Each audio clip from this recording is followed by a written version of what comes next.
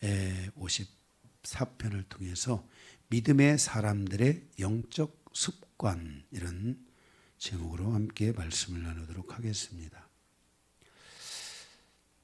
자, 아까도 제가 말씀드린 것처럼 좋은 습관은 인격을 낳고, 물론 나쁜 습관은 나쁜 인격을 낳을 수 있습니다. 그리고 그 인격은 그 사람의 운명을 결정한다라는 말이 있습니다. 일반인들의 경우도 좋은 습관을 가지고 좋은 인격을 가져야만이 좋은 결과를 가져올 수 있습니다. 이게 운명이라고 하는 과정은 내가 뭐 박사가 됐다 이거 아닙니다. 내가 무슨 좋은 직장인이 됐다 이게 운명이 아닙니다. 좋은 직장인이 되기도 하고 뭐 박사가 되고 뭐 별것이 다 돼도 그 사람의 그 삶의 나쁜 습관과 나쁜 인격으로 말미암아 그 사람의 운명이 아주 안 좋은 방향으로 흘러갈 수도 있다는 것을 아셔야 됩니다. 그래서 우리가 뭐가 되는 것도 중요하지만은 그 되는 것 이전에 우리가 좋은 습관을 갖고 좋은 인격을 만들어서 우리의 운명이 누구든지 모든 사람 앞에 합당한 운명, 정말 칭찬받는 운명의 삶을 살아가는 것들이 더 중요하다고 할 수 있을 것입니다. 그래서 특히 그리스도인들은 그리스도의 품격을 갖기 위해서 좋은 영적 습관들을 많이 갖도록 노력해야만 합니다. 성경에서 승리한 사람들, 믿음의 사람들, 지혜로운 사람들은 처음부터 그렇게 태어난 것이 아니라 좋은 습관을 통해서 만들어진 사람들입니다. 우리가 잘 아는 대로 아브라함, 다윗, 요셉. 여러분 제가 지금 막 이름을 부르는 이분들을 보면은 이분들의 그 운명이 대단하잖아요. 그 삶이 어마어마하잖아요. 그런데 그분들은 성품이나 그런 것들이 좋아요, 안 좋아요? 엄청 좋거든요. 그런데 그들은 이미 그러한 성품이 드러나기 전, 품격이 드러나기 전 그들은 좋은 습관을 그들의 삶에 가지려는 훈련이 있었다는 거예요. 여러분이 기억해야 될 것은 우리의 삶에 있어서 어떤 그 습관이라는 것은 가지고 태어나는 것이 아니에요. 이 품격은 만들어지는 것이지 가지고 태어나는 것이 아니라는 것을 알아야 돼요. 우리가 예를 들어서 정말 우리의 가정에 좋은 그 습관과 좋은 품격이 있으면 우리의 자녀들이 좋은 습관과 품격 안에서 자라가요. 뭐 도둑질을 하는 자식을 갖다가 놔도 만약에 그렇게 해서 조금 아이를 갖다가 내가 입양을 했다. 원래 도둑놈 자식일지라도 그 가정에 어떤 품격을 가지고 양육하느냐에 따라서 그 자녀들의 방향성은 얼마든지 달라질 수 있는 거예요. 그래서 우리의 삶에 있어서 이렇게 품격이라는 것은 이것은 본질적으로 가지고 태어나는 것이 아니라 만들어지는 것이라는 것을 여러분들이 아셔야 돼요. 다윗은 어린 시절부터 광야에서 하나님을 의지하고 사는 습관을 통해서 본질적으로 하나님의 사람으로 준비되었던 것을 보게 돼요. 그가 그러한 좋은 습관을 갖게 된 그 동기들, 배경들, 이것이 무엇인지 우리는 뭐 자세히 찾아볼 수는 없지만은 제가 볼 때는 일단 그 아버지 이세에게로부터 그 이세를 가장 많이 닮은 아들이 아니겠나 이렇게 생각하고, 그 이세 이전에 다윗의 그 할아버지가 누구예요? 다윗의 할아버지. 응? 여러분 강해를 안 했다고 그 이름을 모르시는군요. 예? 예. 그 다윗의 할아버지 바로 그쪽으로 가면 보아스가 있잖아요. 예. 그렇죠? 예. 어쨌든 그 할아버지 보아스가 있잖아요. 그 보아스가 성품이 좋아요, 안 좋아요? 좋단 말이에요. 그러니까 이런 어떤 성품의 그런 그 흐름들 가운데 그 집안의 가장 좋은 흐름을 이어받은 자녀가 바로 누구냐면은 다윗이라는 것을 알 수 있어요. 우리는 막 싸움 잘하고 강직해야만이 이게 뭐 위대한 사람이다 이런데 그렇지 않아요. 느부갓네살 왕을 성경은 짐승이라고 말했어요. 적그리스도. 그래 안 그래요? 로마를 지배했던 그 네로를 적그리스도라고 말하고 성경은 짐승이라고 말하고 있어요. 세계를 제패했던 알렉산더 대저, 그 영웅을 세상은 영웅이라고 할지 모르지만 성경은 그 알렉산더 대저를 뭐라고 해요? 짐승이라고 말하고 있고 적그리스도라고 말하고 있어요. 다니엘서에. 그래 안 그래요? 그렇게 말씀하고 있어요. 그래서 우리는 이 땅에 뭔가가 위대한 승리를 가져왔다고 해서 그것이 내가 박사가 됐고 내가 한 제국의 황제가 됐다고 해서 그것이 그 사람의 운명을 결정한 게 아니에요. 그 사람의 마지막 운명이 지옥으로 갔다면 그것은 아무 의미가 없는 거예요. 인생은 언젠가 반드시 불타 없어져요. 자기 인생이 아무리 향락을 누리고 모든 걸 다 누렸다 할지라도 그 끝은 정말 얼마나 그 끝이 파렴치하고 냄새가 나고 정말 악취가 나는 인생일지도 몰라요.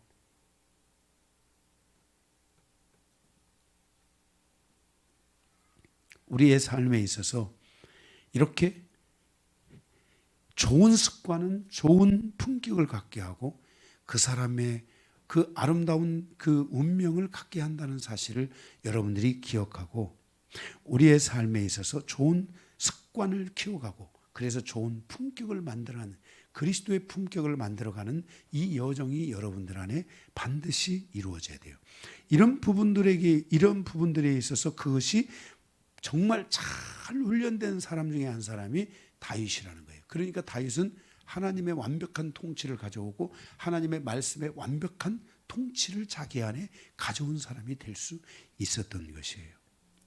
다윗이 인생사에서 공격이 가장 많았던 시점이 뭐냐면 다윗이 하나님으로부터 기름 부음을 받고 난 뒤에 사단의 공격이 집요하게 이루어졌고 그런 세월이 다윗에게 10년이나 있는데 그 10년의 여정을 다윗의 10광야의 여정이라고 해요. 10원 할 때 10자 있잖아요.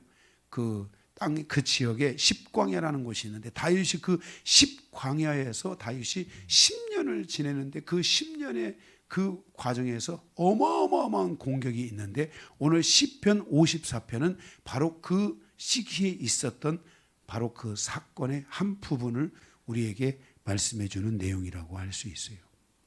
다윗은 광야 생활 속에서 바로 하나님의 말씀을 통해서 좋은 습관을 만들어 갖고 그 영적 습관의 결과로 인하여 그는 정말 다윗은 좋은 품격들이 그 다윗의 여정에 드러나고 있는 것을 보게 되고 그것이 다윗의 운명을 결정했는데 그가 죽어서 그가 악한 왕이 아니라 정말 하나님의 거룩한 왕으로 인정함을 받는 아름다운 그러한 삶을 살았다는 것을 성경은 우리에게 말씀해 주고 있습니다. 오늘 시편 54편은 광야에서 있었던 사건을 배경으로 다윗이 어떻게 승리하는 삶으로 나아갔는가를 함축적으로 보여주고 있습니다.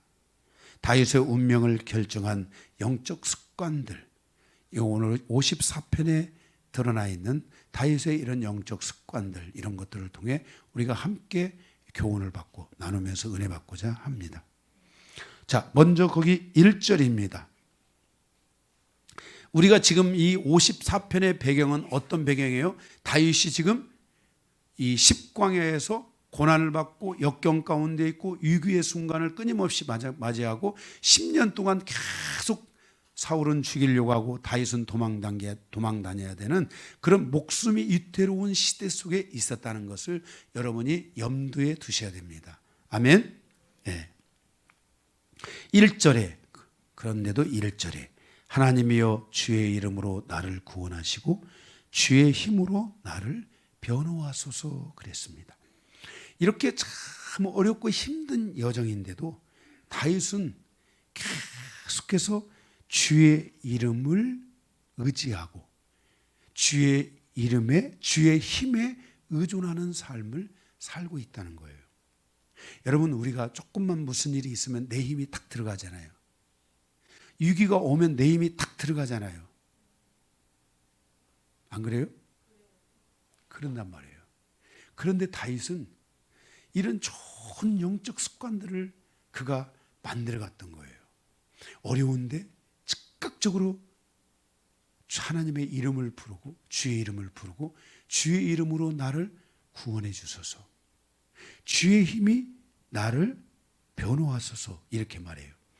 이 주의 이름으로 구원해 달라는 말은 주의 이름은 주의 명예이고 품격을 말하는 건데 주의 명예와 품격이 다윗을 구원하였다고 고백하고 있는 거예요. 그러니까 다윗은 자기 힘으로 목숨을 건진 것이 아니에요. 주님의 품격 때문에 자기 목숨을 건졌다는 거예요. 자, 내가 만약에 거기서 다윗 사울왕이 나를 죽이려고 했을 때 내가 거기서 사울왕을 만약에 죽여버렸다. 다윗이 그랬다면 하나님의 분노가 있었을까요? 없었을까요? 사울의 아들 요나단이 대단한 장수잖아요. 그가 다윗을 죽이기 위해서 왔을까요? 안 왔을까요? 왔겠죠. 안 그래요? 왔을 거예요.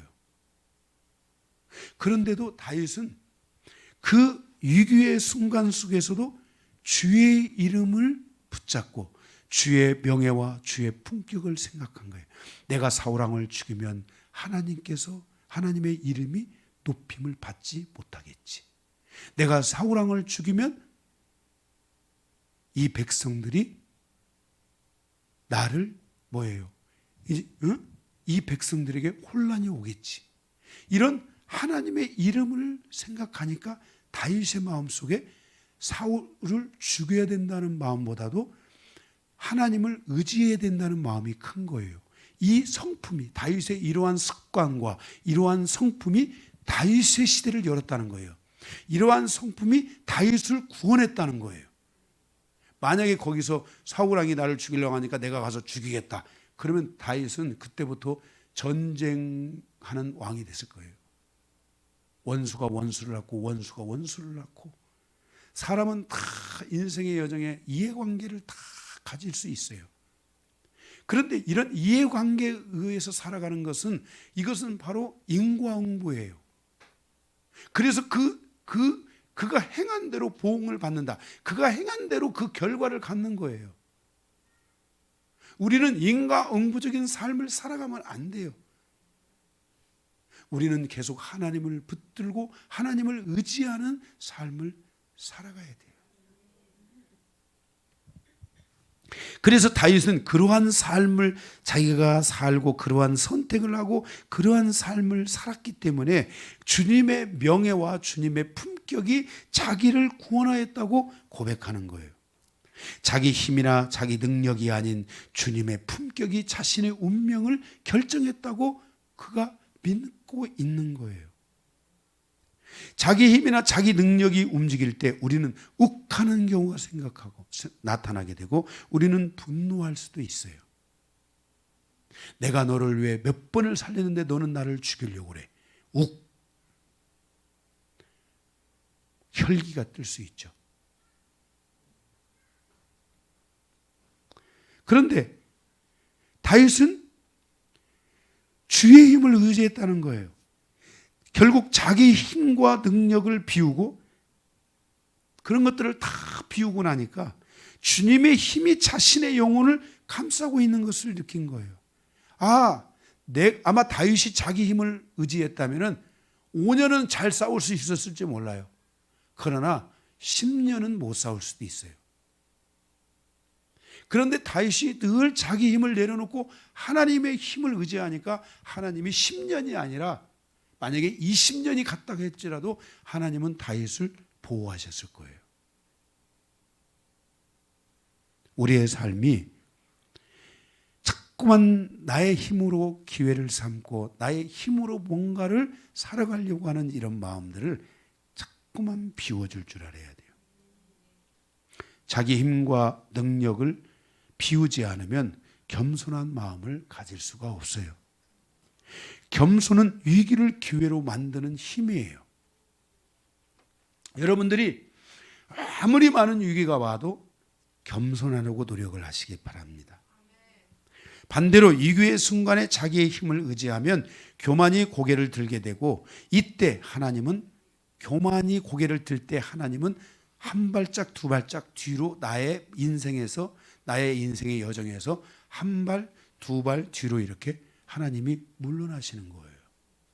하나님은 떠나시지는 않지만은 나로 하여금 거리감을 두는 것처럼 물러나 있을 수 있다는 것을 여러분들이 아셔야 돼요. 그래서 우리는 항상 우리가 나의 힘을 비워내고 하나님의 힘을 의지하고 하나님의 그 성품을 의지하려고 하는 이런 마음을 우리가 계속 가지셔야 돼요. 성경은 그렇게 말씀하고 있어요. 내가 약할 때 그리스도께서 강하시다. 내 힘을 의지하면 하나님께서 역사하지 않는데, 내 힘을 빼면, 내 힘을 버리면 하나님께서 역사하신다는 거예요. 그래서 우리가 계속해서 이렇게 하나님의 이름을 생각해야 돼요. 내가 이렇게 하면 하나님의 이름이 얼마나, 하나님의 이름, 명예가 떨어질까. 이런 부분들을 여러분들이 계속해서 생각하고 갈고 닦고 만들면서 계속 그리스도의 뭐예요? 성품을 만들어가는 여정을 계속 가야 돼요. 그래서 성품에 대한, 하나님의 성품에 대한 완성도가 높아지고 점점 가면서 그리스도의 성품을 조금씩 달라지면서 어느 시간 안에 이것들이 점프하기도 하고, 계속 여러분들이 그리스도의 성품을 만들어 가는 과정에서 어떤 때는요 하나도 안 가는 것 같을 때도 있을 수도 있어요. 그러나 가고 있다는 것을 알아야 돼요. 그래서 계속 이런 부분들에 대해서 여러분들이 좋은 습관을 갖는 이런 노력과 여정들이 여러분들에게 있고, 계속해서 주의 이름을 부르는 거예요. 주의 이름을 부른다는 것은 예수님 이렇게만 부르고 끝나면 안 돼요. 예수님, 그래, 예수님이면 어떨까? 예수님이면 나에게 지금 어떻게 하기를 원하실까? 이런 것들을 여러분들이 예수의 이름을 부르고 예수님을 생각하면서 여러분들을 자꾸만 마음을 다스려가는 시간들이 여러분들에게 있으셔야 돼요. 그러면 나로 인해서 주의 명예, 즉 주의 품격이 드러나기 시작하는 것을 알 수 있게 된다는 거예요. 그리스도의 품격이 드러나야 돼요. 그래서 2절에 보니까 하나님이여 내 기도를 들으시며 내 입의 말에 귀를 기울이소서 그랬어요. 자꾸만 주님을 생각하고 주님을 의지하고 주님의 품격을 바라보고 계속 주님의 명예를 생각하고 이렇게 하니까 여기서 좋은 습관이 생겨요. 여러분들이 주님의 이름을 부르고 주님을 생각하고 주님의 품성을 생각하고 주님이라면 어떻게 하실까라는 이런 생각들을, 이런 좋은 습관들을 여러분들이 계속 갖다가 보면은 여러분들 안에 좋은 결과가 있게 되는데, 주님께 기도하게 돼요. 자꾸만 자기를 비우는 과정에서 주님께 기도하게 되고요. 내 입의 말이 주님을 의지하는 말을 하게 돼요. 주님, 오늘도 내가 당신을 의지합니다. 주님, 말로 하든 생각으로 말하든 입으로 말하든 어떤 말하든 주님, 내가 오늘도 당신을 의지합니다. 주님, 당신을 의지합니다. 주님, 당신 앞에 기도합니다. 여러분들의 성도들 한 사람 한들의 성도들의 삶에 어떤 어려움이 있을 때 제가 제 의견을 갖고 제가 제 힘으로 뭔가를 하려고 하면 얼마나 피곤하겠어요. 그럴 때 여러분, 저는 항상 주님, 제가 그분을 위해, 그 성도를 위해, 집사님을 위해, 권사님을 위해 주님을 내가 의지합니다. 주님을 내가 붙듭니다. 주님은 어떻게 해야 됩니까? 어떤 경우는 앞이 캄캄할 때도 있을 수 있잖아요. 그러면 주님 어떻게 해야 됩니까?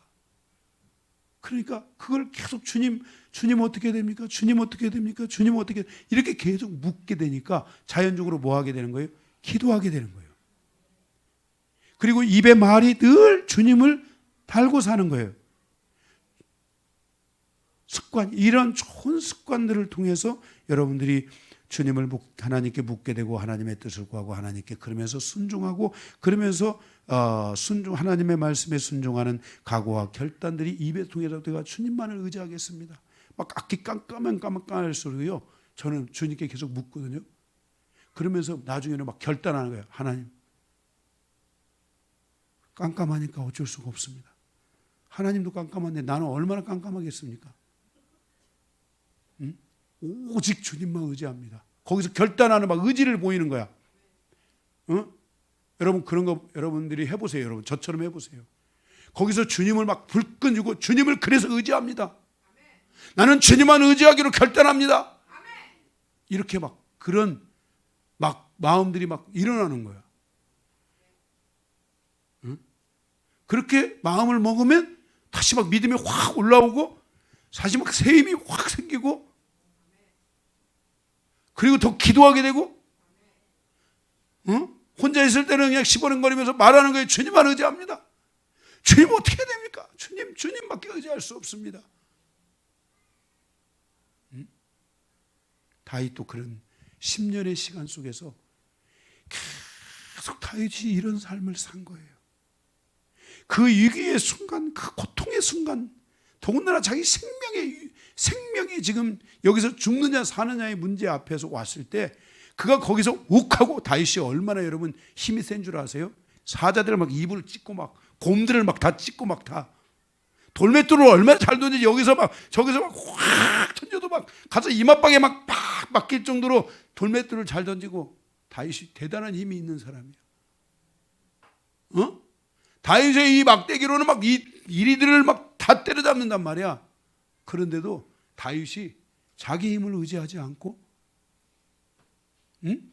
자기 힘으로 하지 않고 계속 그가 습관을 어떻게 하냐면 하나님의 이름을 생각하고 하나님께 계속 묻고 또 묻고 하나님 어떻게 돼요? 하나님 앞이 캄캄합니다. 도와주십시오. 내가 이 밤에 죽을지도 모릅니다. 하나님 도와주십시오. 이렇게 하다 보니까 그게 습관이 되고 좋은 습관이 나에게 뭐가 되는 거예요? 기도가 되기 시작하고 그런 좋은 습관이 내 입을 통해서 그것들이 말하게 되니까 입을 통해서 내가 결단을 하게 되고 거기서 뭐예요? 하나님을 의지하는 마음을 각 표현하는 거예요. 응? 그런 마음이에요.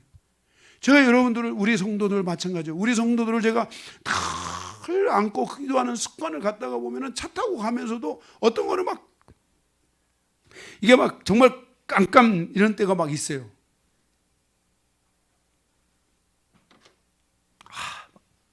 정말 막 가슴에 이 여러분들의 삶에 기도하는 대로 팍팍팍 다 터져야 되는데 이게 안 되면 막 답답하고 막 속이 막 그런 거야. 그럼 막 이제는 기도만으로 안 되니까 막 선포하는 거야. 하나님, 내가 당신을 의지할 수밖에 없습니다. 당신만을 붙들 수밖에 없습니다. 그래 내가 오늘 다시 한번 하나님 내가 오직 당신만을 위해서 오직 당신께만 오직 나갑니다. 그럼 막 다시 주님이 힘을 확 주시고 막 힘을 주니 막 기도 힘이 막 강해지고 그런 선포와 그런 결단들 막 이런 것들이 계속해서 그 안에서 일어나는 거예요. 다윗은 위기의 순간에도 하나님께 그래서 묻는 좋은 습관을 갖고 그 묻는 좋은 습관이 기도가 된 거예요. 시편 54편은 우리가 내용을 볼 때는 막 하나님이여 주의 이름을 내가 이름으로 나를 구원하시고 주의 이름으로 나를 괴로워하소서 막 이렇게 나와 있지만은 사실 시편 51편은 비탄의 시야예요. 비탄이 뭐예요? 위기의 순간에 마음에서 일어나는 슬픔과 탄식이 막 일어나요. 그 막 슬픔과 탄식이 막 눈물을 흘리고 막 고통을 막 토로하는 마음들이 막 그게 일어나요. 그런데 그 슬픔과 탄식의 아픔 속에서 다윗이 하나님을 바라보고 하나님께 묻고 또 하나님을 의지한다는 막 그런 의지를 보이고 막 그런 결단을 하고 막 밤에도 막 자다가도 막 두려움이 확 올라오고 막 다시 일어나서 막 하나님 앞에 막 묻고 어떻게 됩니까 하나님? 그러면서 하나님만을 의지합니다. 나는 하나님만을 오직 붙들고 가기를 다시 한번 이 밤에 결단합니다. 죽어도 하나님의 뜻, 살아도 하나님의 뜻, 하나님의 뜻대로 될 줄로 믿습니다 하면서 그렇게 하나님 앞에 막 묻고 이렇게 가면서 막 가다 보니까 막 그게 막 기도로 확 올라오는 거예요. 응? 아멘? 그래서 그것이 기도가 되고 그래서 그 기도를 타고 하나님을 향해서 그런 마음의 믿음의 결단들을 하고 이렇게 되다 보니까 이 흐름, 이 전체적인 흐름들이 비탄이 시가 되고 비탄이 노래가 되고 비탄이 기도가 되면서 이런 강력한 시들이 나온 거예요. 이거는 정말 마음의 땅이 정말 저 바닥까지 내려가 있는데 이 시편의 내용을 보면은 이 비탄이 변하여 하나님을 향한 승리가 되고 그 이러한 10년의 이러한 모질고 고통스러운 아픔과 고통의 시간 속에서 하나님을 바라본 이것이 바로 다윗의 운명을 결정했던 거예요. 그래서 바로 다윗 시대가 열리고 다윗이 위대한 왕으로 세워져서 왕이 된 것이 성공이 아니라 그가 정말 위대한 왕이 된 것이 그것이 다윗의 성공이고 그것이 다윗의 운명이 되었단 말이에요. 뭘 하느냐가 중요한 것이 아니라 내가 하고 있는 그 속에서 얼마나 내가 행복하고 얼마나 만족하고 그곳에 하나님이 나와 함께하고 있다는 것을 내가 느낄 수 있느냐, 이것이 굉장히 중요한 부분들이에요.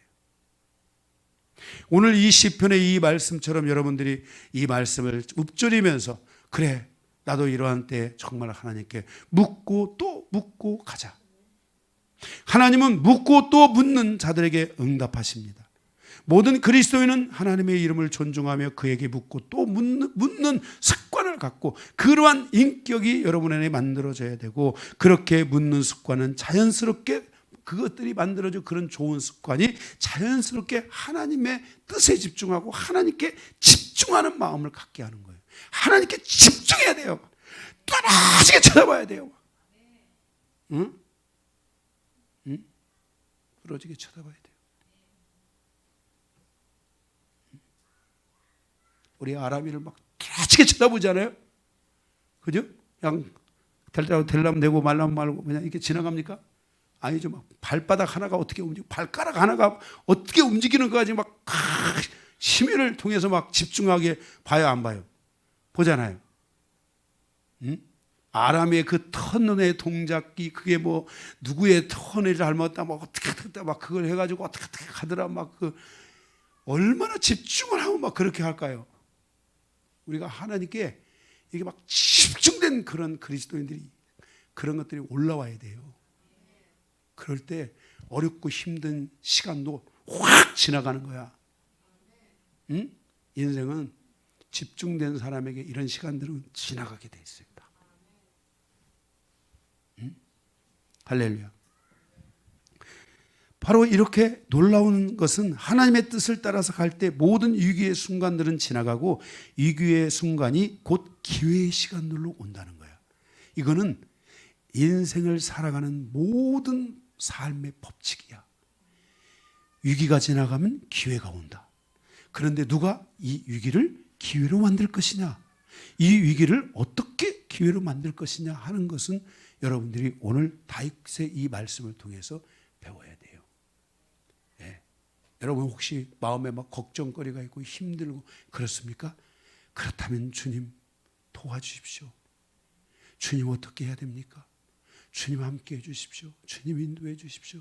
이 시간이 지나가 나에게 이 위기가 기회가 돼서 돌아올 수 있게 도와주시고 이러한 나의 습관이 결국 나의 인생에 하나님이 원하는 운명의 결정을 이룰 수 있는 삶으로 갈 수 있도록 도와주십시오.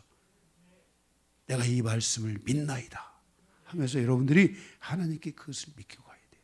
3절에 그것이 생명의 위기일지라도 그 위기는 지나가고 위기가 기회에 돌아오는 것이 인생의 여정이라는 것을 우리는 기억해야 돼요.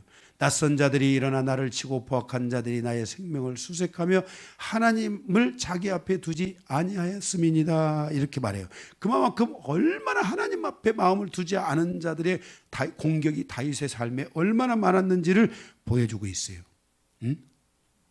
정말 하나님의 뜻에 벗어나서 있는 자들. 그런데도 이러한 위기 속에서 다윗은 계속해서 하나님의 이름을 존중하고 그 하나님께 묻고 묻는 좋은 습관을 갖고 그것이 그리스도의 성품을 닮아가게 해서 뭐예요? 그 자기를 향하여 대적하는 자들을 죽이려고 하지 않고 어떻게 했어요? 그들에게 자비를 베풀고 하나님의 마음을 까냘없이 베풀어 가잖아요. 그래 안 그래요? 예. 4절.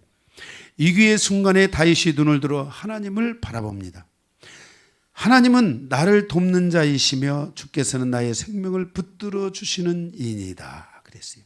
여기 하나님은 나를 돕는다라고 말할 때, 하나님은 나를 돕는다라고 말할 때 거기 돕는다라는 말에 여러분이 동그라미를 좀 쳐주시기 바랍니다.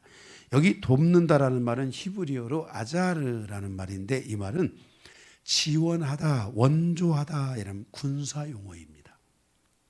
내가 하나님을 향하여 이런 계속된 이런 좋은 습관을 두고 하나님께 묻고 하나님께 도움을 구하고 하나님께 기도하고 하나님께 말하고 하나님에 대해서 내가 하나님 앞에서 내가 어떤 의지적 결단을 보이고 계속해서 하나님을 바라보고 가는데 이때 하나님은 나를 돕는다 이 말이잖아요. 근데 여기서 이 돕는다라는 말이 원조하다, 지원하다라는 군사 용어인데 이게 바로 뭐냐면은 하나님의 군대가 원수를 진멸하는 바로 지원군이 움직인다. 지원하다. 그러니까 우리가 기억해야 될 사실은 하나님의 나라는 멈춰 있는 나라가 아니에요. 하나님의 나라는 움직이는 나라예요. 그런데 그 나라가 우리의 눈에 보이지 않기 때문에 그래요. 근데 만약에 여러분들이 정말 이 하나님의 나라가 움직이고 있다는 것이 여러분에게 믿어진다면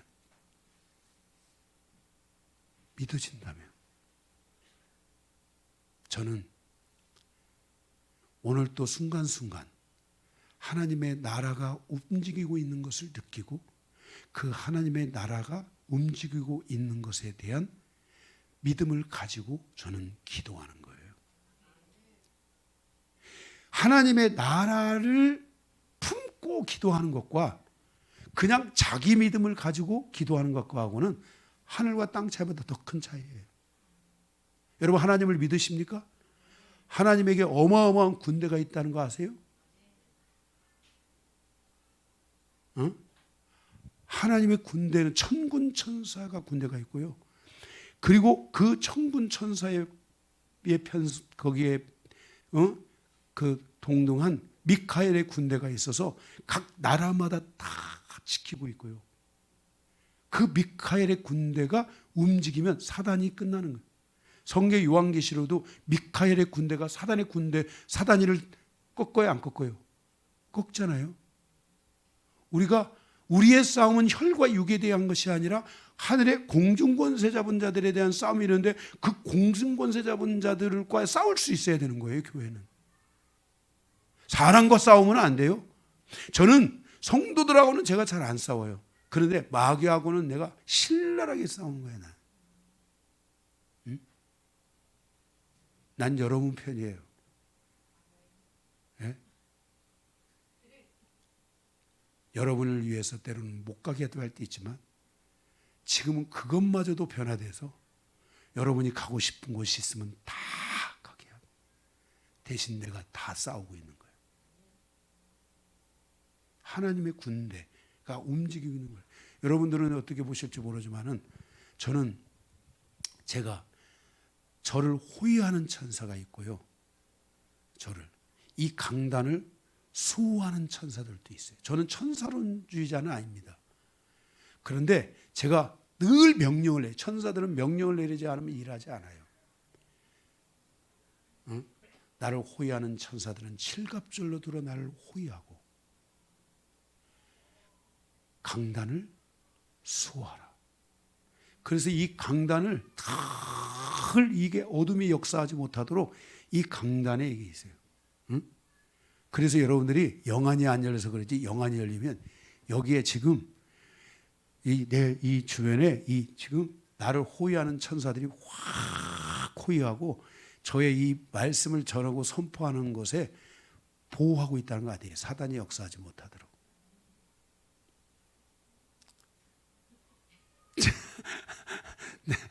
네. 자, 여기 이건 너무 이런 거에 신경 쓰지 마세요. 믿고 가 그냥. 아멘. 그리고 여러분들이 매일 명해야 될 것은 뭐냐면 주님을 의지하고 주님을 통해서 살아야 돼요. 그러면지만은 여러분의 수종드는 천사들이 있어요. 매일매일 아침에 전신갑주를 입고 나를 수종드는 천사들은 오늘 또 나를 보호하고 수호하라. 이렇게 여러분들이 명령도 내려주고. 아멘? 응? 우리 지난번에 우리 강기도 목사 그거 얘기하잖아요. 제가 길이 막히잖아요. 그러면 제가 미리 제가 하는 방언이 있어요. 길이 막히면 하는 방언이요. 오라 방언이에요. 이게 이 기도를 제가 하고 가면요, 정말 마치 천사들이 가서 쫙 이러는 거예요. 제가 한 번은 진짜 그렇게 이런 적도 있어요. 결혼식장에 가는데 제가 주례를 하러 가는데 늦게 간 거예요. 그래서 제가 이 천사 그 길을 여는 천사들에게 명령을 내린 거예요. 오라. 가장 가까운 문 앞에 있는 길 하나, 주차 공간을 하나 열어놔라. 오라. 쫙 갔는데 주차장이 막 장사지를 다 치고 있는 사들이 막 밀려갖고 있는데 내가 딱 가가지고 지하에 내려가가지고 주차장에 딱 들어가는 순간 차 하나가 거기서 탁 나가는 거야. 늦어가지고 있는데 탁. 응? 이것뿐만이 아니에요. 제가 너무 막 신비적으로 사는 것이 주님으로 살아야지 너무 그 천사들하고 살 게 아니잖아요. 우리가 살아야 될 건 주님과 살아야 되고 성령님과 살고 말씀과 살아야지. 그 주차장 하나가 없으면 어떨 거야? 그잖아. 다른 데 되면 되는 거지. 맨날 그거나 하고 오라 이것만 하고 이게 살면 내가 이게 천사에 미쳐서 사는 거지. 안 그래요? 제가 사는 것은 오라 이 시간에 뭘 해야 되겠어요? 주님 사랑합니다. 다윗처럼 주님만 의지합니다. 주님만 붙들고 살아갑니다. 주님 없으면 살 수 없습니다. 그리고 그 시간에 성도들을 생각하고 성도들을 마음에 품고 살아야 되지 않겠어요? 그리고 성도들을 위해서 기도하면서 살아야 되지 않겠어요? 제가 무슨 뭐 그냥 그런 거나 좋아해가지고 여러분 막 맨날 오라 하고 다니면 여러분들이 가끔 한번 어쩌다 한번 써먹을 수는 있지만은 내가 살아야 되는 것은 주님과 살아야 되는 것이지 그 막 천사들이나 부려먹고 막 그것들로 살고 그게 아니에요. 그분들하고 뭐 그것이지. 그러면 뭐 그분인가? 그 사람도 아닌데, 그죠? 그 대신에 저는 천사들한테는 존칭을 씁니다. 천사들이여 나를 수호하시오. 이렇게 하나님의 거룩한 영들이니까 함부로 할 수는 없잖아요. 그죠? 예. 그래서 제가 어쨌든 여러분들의 삶에 이렇게 주님과 살아가야 돼요. 주님과. 저는 진짜 그런 거하고 별로 많이 안 살아갑니다. 주님과 살아가는 게 핵심이고, 늘 주님을, 다윗이 그걸 그렇게 산 거예요. 늘 주님을 붙들고 주님을 의지하고 그렇게 하고 그렇게 살아가는 거예요. 그러니까 그 위기의 순간에 중요한 것은 그 다윗이 10년을 보내는데 10년을 그렇게 위기의 순간과 고통의 순간, 어둠, 그 아픔의 생명의 위기의 순간을 보내는데 그때 그 중요한 순간마다 하나님의 지원군이 왔다는 거예요. 그래서 사울이 지원군이 와가지고 갑자기 탁 가려버리니까 사울이 눈이 가려져가지고 다윗을 못 보는 거예요. 할렐루야.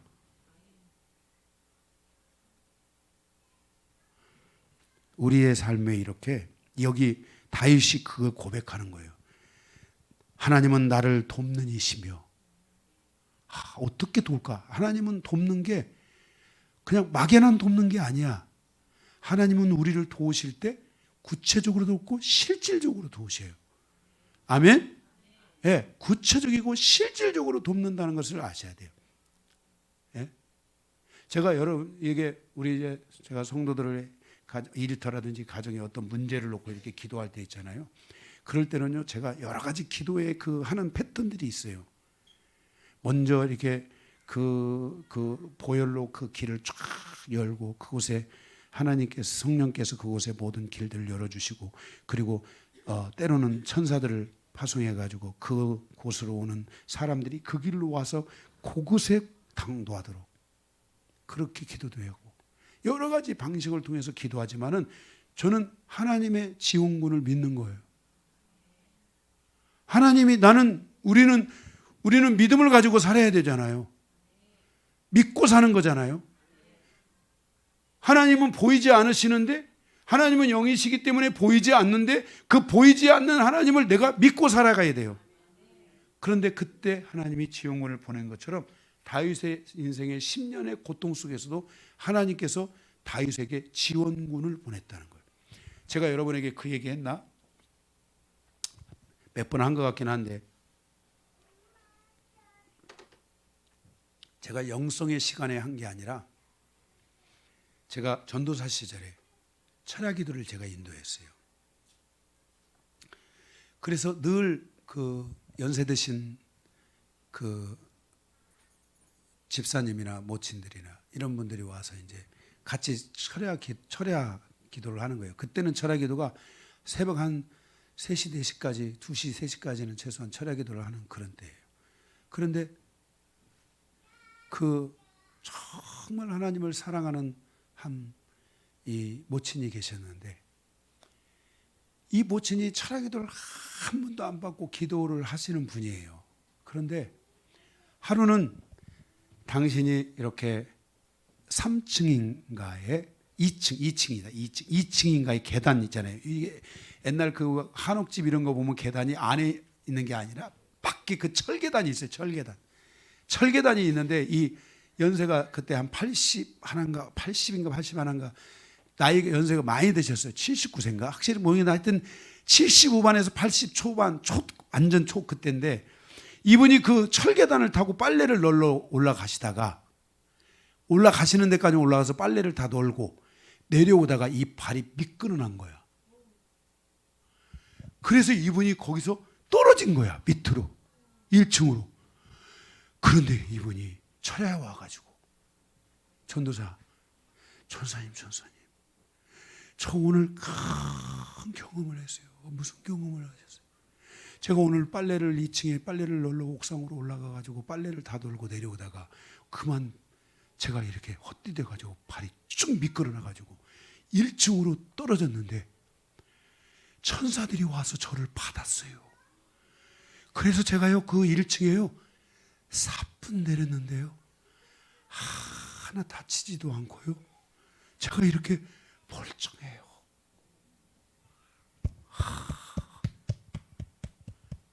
하나님이 하셨네요.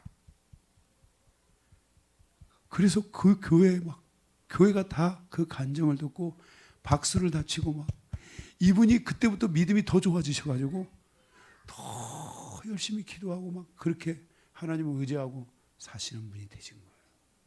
이게 저는 믿는 거예요. 너무너무 감사하다고. 그러니까 그 옆에 있는 또 집사님이 전사님 기도할 때 눈 뜨고 기도해야 돼요. 눈 감고 기도해야 돼요. 그러는 거예요. 같은 날에 일어난 사건이야. 그래서 눈을 뜨고 싶을 때는 뜨고 기도하고 감고 싶을 때는 감고 기도해야지. 밖에서 기도하고 싶을 때는 눈을 뜨고 안에서 교회 와서 기도할 때는 눈 감고 기도하고 그러셔야 된다고 그랬어요. 그랬더니 그 말이 떨어지자마자 전사님 제가 오늘 교회 철야를 오다가 길을 오다가 눈을 감고 기도를 하고 오고 있었는데 눈을 탁 뜨고 싶은 생각이 있어서 탁 떴는데 낭떠러지 앞에 탁 제가 서 있었어요. 그래서 제가 깜짝 놀랐어요. 집사님 다음에 오실 때는 꼭 눈 뜨고 기도하세요. 눈 감고 기도하면 큰일 납니다. 그 하나님 보호하신 거예요. 하나님은 이렇게 우리의 삶의 모든 것에서 우리를 돕는 분이야. 여기 돕다라는 게 지원군이야. 응? 네. 이 지원군이 항상 나타날지 어쩔지는 모르지만 다윗의 10년 동안에 하나님은 이 지원군을 보내서 다윗이 뭐예요? 다윗을 지원했다는 거야. 이 군사 용어야. 하늘의 군대가 나타났다. 하나님의 군대가 하나님의 정부가 움직였다. 그래서 지원군이 왔다. 그거예요. 여러분 전쟁을 하는데 지금 정말 이제 지냐 이기냐의 중요한 순간에 지원군이 오면 어떻게 되는 거예요? 이기는 거죠. 여러분들이 하나님이 여기 위기의 순간에 다윗이 눈을 들어 하나님을 바라봤는데 그때 하나님께서 눈을 들어 바라보는 자신을 향하여 지원군을 보내셨다는 거예요.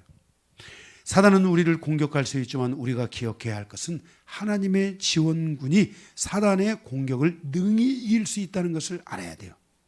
그래서 여러분들도 계속해서 하나님께 묻고 기도하는 좋은 습관을 갖고 하나님을 의지하는 습관을 계속 갖고 입으로도 하나님을 계속 막 깜깜하면 깜깜할수록 더 입으로 막 하나님 내가 당신을 의지합니다. 다시 한번 하나님만을 의지할 것을 내가 다 결단합니다. 할렐루야. 막 이렇게 한 번으로 안 되면 막 10번이라도 막 계속 고백하고 이런 시간들을 여러분들이 한동안 사셔보세요.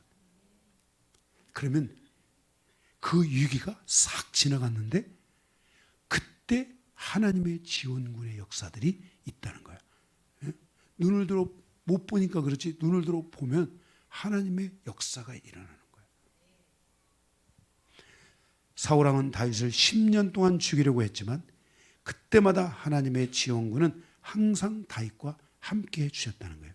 그래서 5절 주께서 내 원수에게 악으로 갚으시리니 주의 성실하심으로 이들을 멸하소서 그랬어요. 여기 악으로 갚다라는 말이 있는데 이 악으로 갚다라는 말은 히브리어로 돌아오다, 돌아가다 이런 뜻이에요. 슈브라는 말인데 능동태일 때는 악이 돌아오다 그런 말이에요. 그러니까 무슨 말이에요?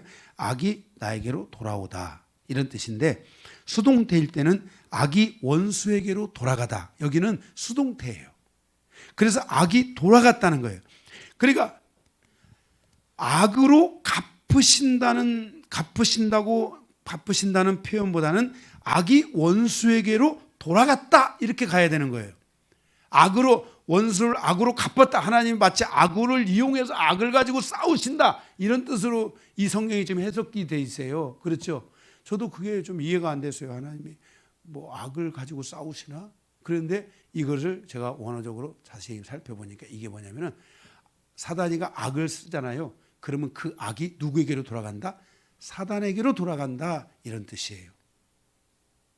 주님은 나의 모든 원수들의 악을 나에게 향하여 나에게 영향을 있게 하는 것이 아니라 오히려 그들의 악을 그들에게도 돌아가게 하신다는 거예요.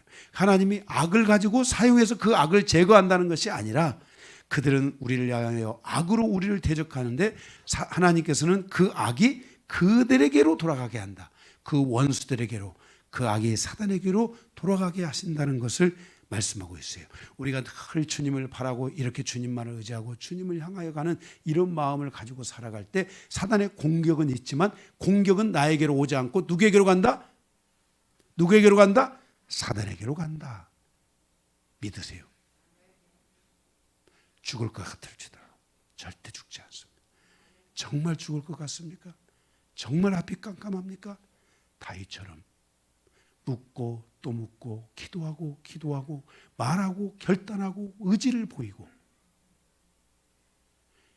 다윗이 그것을 10년을 하며 살았는데 그 10년의 결과 속에 하나님의 위대한 역사가 드디어 열매를 맺기 시작했다는 거예요. 주의 성실하심을 통해서 이들을 멸하셨다고 말씀하고 있어요. 이들의 공격을 허용하지 않았다는 것이에요.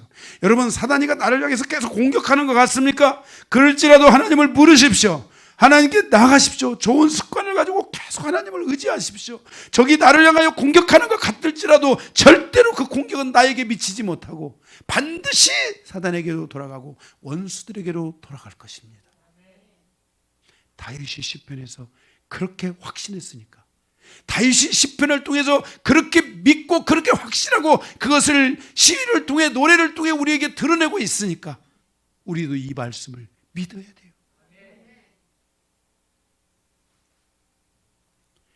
하나님의 지원군이 항상 예비되어 있다는 것을 믿으시기 바랍니다. 그러므로 6절에 내가 낙헌제로 주께 제사하리라 그랬어요. 이런 것들을 다 깨닫고 나서, 이런 은혜를 깨닫고 나서 다윗이 낙헌제로 하나님께 제사했다라는 거예요. 여기 제사는 예배가 아니라 예물을 뭐예요? 각을 떠가지고 하나님께 예물로 바쳤다라는 말이잖아요. 이 낙헌제라는 말은 자발적인 예물이에요. 그러니까 자발적으로 하나님께 예물을 가지고 나아가서 하나님께 감사의 화목제물을 바쳤는데, 화목제물로 제물을 바쳤는데 하나님께서 그것을 받으시고 하나님과의 화평관계를 유지했다. 그러니까 우리가 하나님 앞에 자발적으로 나가서 회개할 줄 알아야 돼요. 하나님 앞에 자발적으로 나가서 여러분들이 일주일 속에서 여러분들이 맨날 죄를 가지고 와서 그냥 속건제만 드리고 그냥 또 하나님의 말씀을 그냥 불순종하고 와서 속죄제나 드리고 계속 속건제 계속 이런 것만 제물로 바치지 말고 5일 동안 6일 동안 살면서 뭘 해야 되냐? 화목제. 화목제는 뭐예요? 예수의 피 의지에서 오늘은 하나님, 내가 하나님 앞에 나와 오늘 월요일, 오늘 화요일 날로 합시다. 하나님, 오늘 화요일 날은 내가 하나님 앞에 나와 내가 여기 낙헌제로 화목제물을 드립니다. 하나님, 내 인생에 당신이 너무 감사하고 나의 삶에 오셔서 나같이 부족한 자에게 은혜 베푸셔서 감사하고, 하나님, 나는 당신을 사랑하고 당신은 나의 하나님 되심을 고백하오니 하나님과 나와 영원히 화목하며 하나님과 영원히 사랑하며 하나님은 나를 사랑하고 나는 하나님을 사랑하는 이 사랑의 관계의 이 여정이 영원히 되기를 내가 원하여 주의 보혈에 의지하여 하나님 앞에 나와 기도를 올려드립니다. 이런 기도도 좀 많이 해야지. 아멘? 이런 기도를 많이 해야 돼. 맨날 속건제 하나님 말씀을 범하고 속건제인가요? 그 다음에 또 오늘 또 내가 또 사소한 죄들 짓고 넘어져서 또 속죄제, 속건제, 맨날 그냥 교회 와서 그냥 기도하는 게 속건제. 이 제사만 하지 말고 예수의 피를 거기에만 쓰지 말고 예수의 피를 화목제로 쓰고 감사제로 쓰고. 아멘. 그래서 하나님과의 나와의 화목의 관계를 놓고 쭉 기도할 때요, 여러분 막 그 속에 깊이 들어가기 시작하면 막 하나님의 기름 부심이 거기에 확 덮어요. 응? 그러면서 막 내 눈이 막 주의 영광을 보는 거예요. 내 눈 주의 영광을 보네. 맞죠? 그 다음에 뭐죠? 찬송 가운데 계신 주님. 그러면 막 이런 찬양이, 기도를 하는데 막 이런 찬양이 막 확 올라오는데, 그때는 막 갑자기 영이 맑아져 가지고 막 찬양이 다 생각이 나는 거야. 저는 그렇게 하면서 막 방언으로 막 찬양도 되는 거예요. 방언으로. 지금은 제가 좀 방언 찬양까지는 이게 확 이게 좀 더 가야 되는데 못 하고 있지만은, 그때는 그냥 방언 찬양들이 막 확 올라오는데 막 찬양들이 막 방언으로 변해서 막 그게 찬양이 되는 거야 막.